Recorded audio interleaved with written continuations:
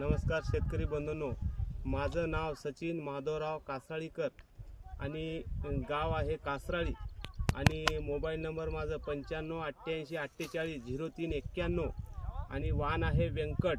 ही variety 1 नंबरला आहे आणि माझी हार्वेस्टिंग आज तुटत आहे आणि प्लॉट आहे 1.5 एकरचा प्लॉट आहे माझा।